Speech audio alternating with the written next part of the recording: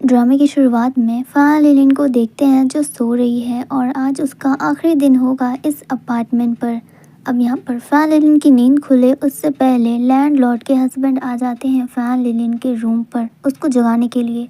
फ़ाया linen तो आराम से सो रही होती है, तभी लैंडलॉर्ड के हस्बैंड उसे जगा देते हैं। अब फ़ाया लिलिन की नींद खुलती है, तभी वहाँ पर लैंडलॉर्ड आ जाती है और वो अपने हस्बैंड को साइड करते हुए कहती है कि क्या तुम्हारे पास कोई दूसरा काम नहीं है। जिसके बाद वो फ़ैन लिलिन पर चिल्लाने लगती है और कहती है कि तुम अभी तक यहाँ पर क्या कर रही हो? क्या मैंने तुमसे कल ही नहीं कहा था कि ये अपार्टमेंट खाली कर दो, क्योंकि ये सोल्ड हो चुका है और वैसे भी तुमने अगले महीने का किराया भी नहीं दिया है, तो उससे मुझे पेटीएम कर दो। अब नेक्स्ट सीन पर हमें दिखाया जाता है फ़ैन लिलिन अपना बोरिया बिस्तर बांध कर रूम से निकल जाती है और मैसेजेस पढ़ रही होती है जो लैंडलॉर्ड ने फ़ैन लिलिन को भेजे हैं। वो उनसे यही कह रही होती है कि तुमने रूम तो खाली कर दिया है, लेकिन अगले महीने का किराया नहीं दिया है, तो तुम मुझे वो जल्दी से दे दो। अब ये सब बातें सुनने के बाद तो फ़ैन लिलिन और भी ज़्यादा परेशान हो जाती है कि उसके पास भी पैसे नहीं हैं और ना ही रहने को घर। पहले वो रहने के लिए एक घर ढूंढेगी, उसके बाद पैसों का इंतज़ाम करेगी। अब रास्ते पर जाते हुए इसे रियलाइज़ होता है कि उसने आधा से ज़्यादा सामान सब रास्ते पर ही बिखोर दिया है। अब सारा सामान उठाते उठाते घूम फिर कर फ़ैन लिलिन उसी अपार्टमेंट पर पहुंच जाती है जहां से उसे निकाला गया था। अब जैसे ही वो दरवाजे तक पहुंचती है, दरवाज़ा कोई खोलता है और वहां से एक लड़का बाहर आता है जिसका नाम वांग है। और वांग लैंडलॉर्ड का बेटा है। उसकी शर्ट में एक नेम कार्ड भी था जिस पर लिखा था कि वो यहाँ का न्यू लैंडलॉर्ड है। इतने में रूम से एक और लड़का बाहर आता है जिसका नाम ल्यूसी है और इसी ने हाउस को रेंट पर लिया है, यानी कि फ़ैन लिलिन की जगह अब ये रह रहा है। जिसके बाद वांग उससे कहता है, फ़ैन लिलिन से कहता है कि क्या तुम्हें हाउस रेंट पर चाहिए।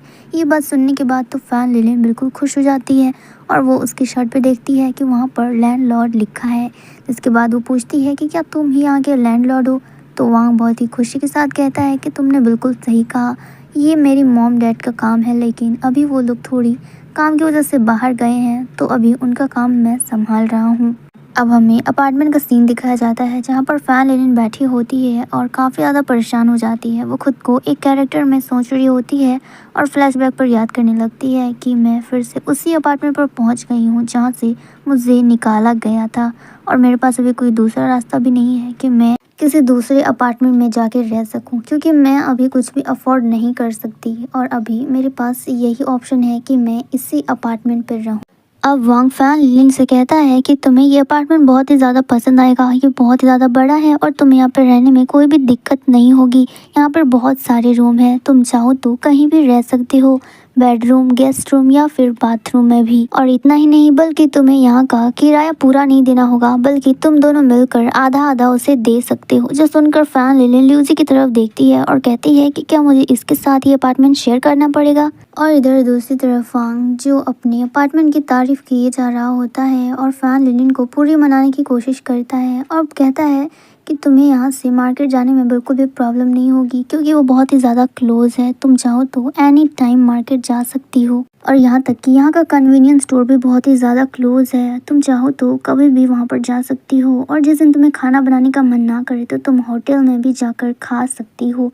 वो सब बहुत ही ज़्यादा क्लोज है यहाँ से। और इधर दूसरी तरफ फ़ैन लिलिन ये सब बातें सुनकर पक चुकी होती है और सोच रही होती है कि ये सब बातें मुझे पहले से पता है, तो मुझे बताओ या ना बताओ इससे कोई मतलब नहीं। वैसे भी मुझे इस अपार्टमेंट पर रहना ही पड़ेगा, क्योंकि मेरे पास कोई दूसरा ऑप्शन भी नहीं है। लेकिन उससे पहले मुझे भूख लगी है, लेकिन खाने से पहले मैं अपना फेस वॉश करना चाहूँगी।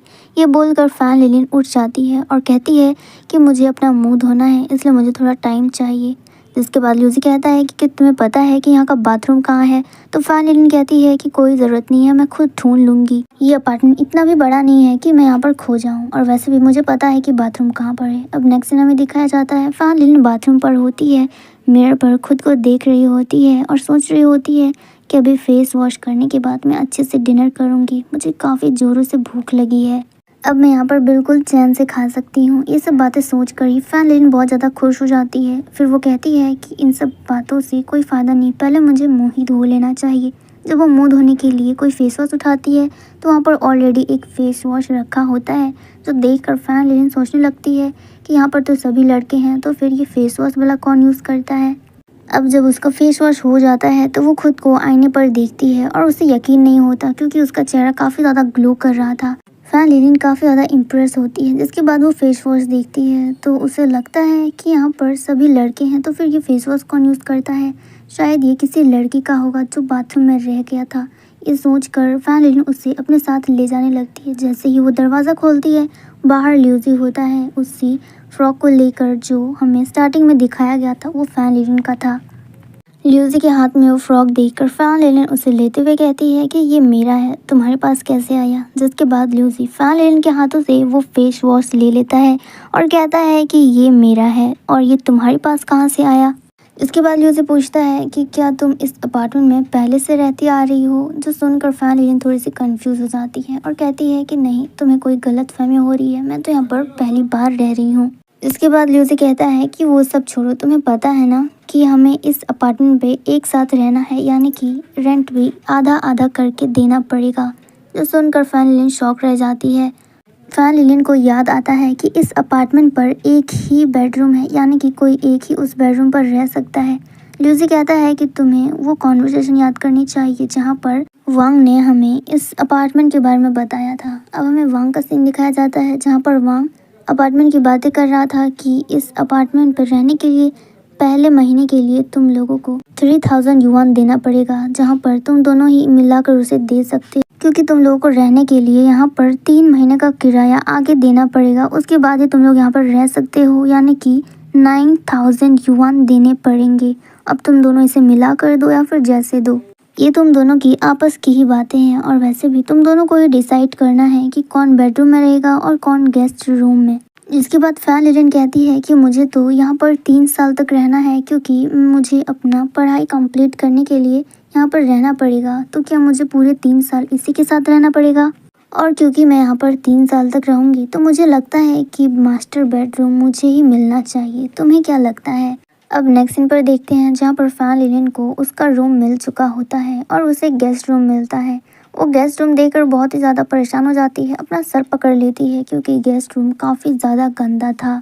फैन लिलिन अपना रूम साफ करने जाती है और जाते जाते कहती है कि भला इस गंदे से रूम में वो भी तो रह सकता था, तो मुझे यहाँ पर क्यों भेजा गया। आखिरकार पैसा तो मैं भी आधा दे रही हूँ। ये बोलकर वो दरवाज़ा बंद कर देती है। अब इधर दूसरी तरफ ल्यूसी को देखते हैं जो अपने रूम पर जाता है और उसका रूम फैन लिलिन के रूम के साइड पर ही था। अब हमें 2 बजे रात का सीन दिखाया जाता है जहाँ पर फैन लिलिन अपने बाथरूम पर होती है। वो काफ़ी ज़्यादा नींद में होती है। जैसे ही वो अपने बाथरूम से बाहर निकलती है तो उसके सामने 2 डोर्स होते हैं, एक ल्यूसी का और एक उसी का। बट वो कंफ्यूज हो जाती है कि कौन सा रूम उसका है और वो गलती से ल्यूसी के रूम में घुस जाती है अपना रूम समझकर। और यहाँ ल्यूसी को देखते हैं जो सो रहा था। तभी वहाँ पर एक और लड़का आता है और ल्यूसी के साथ आकर सो जाता है। वो ल्यूसी का रूममेट ही था और ये बात फैन लिलिन को भी पता थी कि ल्यूसी के साथ एक और लड़का रहता है, लेकिन वो कौन था ये उसे नहीं पता था। और दूसरी तरफ से फैन लिलिन आती है और वो भी ल्यूसी के साथ सो जाती है। और यहाँ बेचारा ल्यूसी बीच में फंस चुका होता है, उसे तो मूव करने का भी मौका तक नहीं मिलता। अब सुबह का सीन देखते हैं जहाँ पर ल्यूसी उठ जाता है और वो फैन लिलिन से अपने फेस वॉश के बारे में पूछ रहा होता है। ये पूछते हुए वो बाथरूम पे चला जाता है और इधर दूसरी तरफ हम लोग फैन लिलिन को देखते हैं जो सोकर उठ चुकी होती है। और वो जो लड़का ल्यूसी का रूममेट था जाओ, वो फैन लिलिन का एक्स बॉयफ्रेंड है। अब वो जाओ फैन लिलिन को काफ़ी ज़्यादा डांटने लगता है कि तुम एक दूसरे मर्द के साथ कैसे सो सकती हो, तुम्हें पता है ना हमारे ब्रेकअप को ज़्यादा दिन हुए भी नहीं है। बट फैन लिलिन उस बात को मना कर देती है और कहती है कि हम दोनों का अब कोई भी रिश्ता नहीं है, तुम्हें उससे कोई भी फ़र्क नहीं पड़ना चाहिए कि मैं किसके साथ सोऊं और क्या करूं। मेरी जो मर्जी करेगा मैं वही करूंगी। और इसी बात पर उन दोनों में झगड़ा हो जाता है। फैन लिलिन उससे किताबें फेंक कर मारने लगती है, बट जाओ उससे कहता है कि तुम्हें यहाँ पर नहीं रहना चाहिए, तुम मेरे साथ रहो, वैसे भी हम दोनों का ब्रेकअप ज़्यादा दिन नहीं हुआ है। तो फैन लिलिन उसे कहती है कि तुम पहले ये बताओ कि तुम यहाँ पर आए कैसे। तुम इस तरह से हमारे अपार्टमेंट पर आकर ऐसे धमकी नहीं दे सकती, यहाँ पर मैं भी पे करती हूँ, ना कि अकेले ल्यूसी और तुम करते हो। तो जाओ कहता है कि क्या तुम्हारा और ल्यूसी दोनों का अफेयर चल रहा है, तुम दोनों कितने सालों से रिलेशन में हो, कहीं यही वो लड़का तो नहीं जिसकी वजह से तुमने मुझे धोखा दिया था। तो फैन लिलिन कहती है कि तुम्हें जो समझना है समझो, मुझे उससे कोई भी फ़र्क नहीं पड़ता क्योंकि अब मैं बहुत ही ज़्यादा इंडिपेंडेंट हो चुकी हूँ और मुझे कुछ भी करने के लिए तुम्हारी परमिशन की ज़रूरत नहीं है। तो जाओ उसे कहता है कि तुम लड़की ही ऐसी हो, तुम्हारा कैरेक्टर शुरू से ही ऐसा ही है और मुझे पता था कि तुम एक ना एक दिन ऐसा ज़रूर करोगी और मुझे पता नहीं था कि वो मेरा फ्रेंड ही होगा। तभी वहाँ पर ल्यूसी आता है और खड़ा हो जाता है और उन दोनों की बातें बहुत ही चुपचाप से सुन रहा होता है। और तभी उसी टाइम कोई दरवाज़ा खटखटाता है, जो सुनकर फैन लिलिन तो शॉक्ड होती ही है, बट जाओ भी काफ़ी ज़्यादा शॉक्ड हो जाता है। जिसके बाद दरवाज़ा ल्यूसी खोलता है तो वहाँ पर से लैंडलॉर्ड के मैनेजर्स निकलते हैं। अब ल्यूसी उन दोनों से कहता है कि यहाँ का लैंडलॉर्ड मैं हूँ, यानी कि जो लैंडलॉर्ड पहले थी उन्होंने ये जॉब मुझे करने को दिया है और ये दोनों ही काफ़ी ज़्यादा यहाँ पर झगड़ रहे हैं और इन दोनों में से एक लड़का जो है वो तो यहाँ पर बिना परमिशन के ही आए हैं और मुझे नहीं लगता कि ये इस अपार्टमेंट में आना बिल्कुल सही है, क्योंकि किसी के भी रूम में इस तरह से आना बिल्कुल गलत है। तो इसका कोई अच्छा सा फैसला लिया जाए। जो सुनकर जाओ कहता है कि ये तुम क्या बातें कर रहे हो, क्या तुम्हें पता नहीं ये मेरी गर्लफ्रेंड है और मैं चाहूँ तो यहाँ पर कभी भी आ सकता हूँ, इसके लिए मुझे किसी की परमिशन की ज़रूरत नहीं।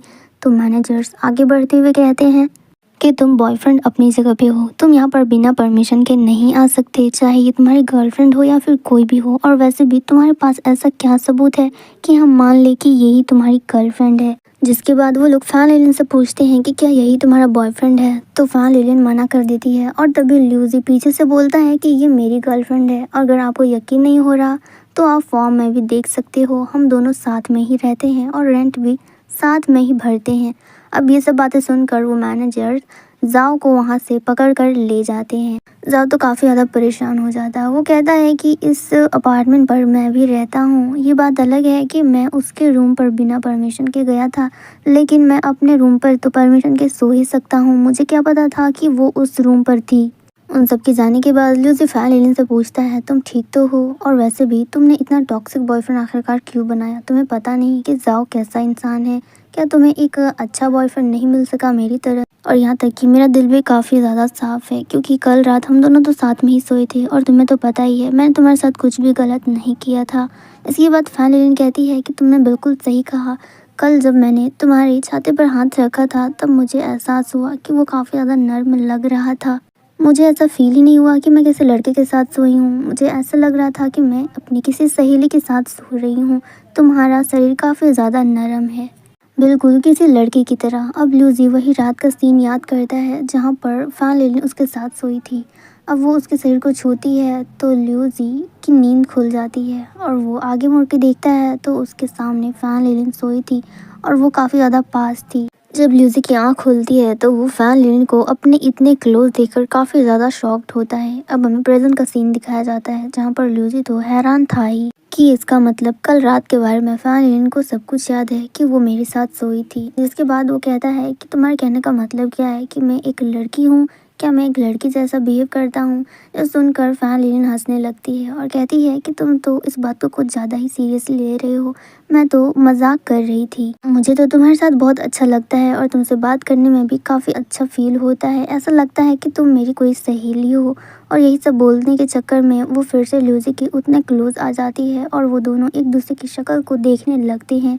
अब इतने में दोनों के बीच में कुछ होता, दरवाज़ा कोई खटखटा देता है और इस मोमेंट पे हमारा ये एपिसोड ख़त्म हो जाता है। आई होप कि आपको ये वीडियो पसंद आई होगी। Thank you so much for watching.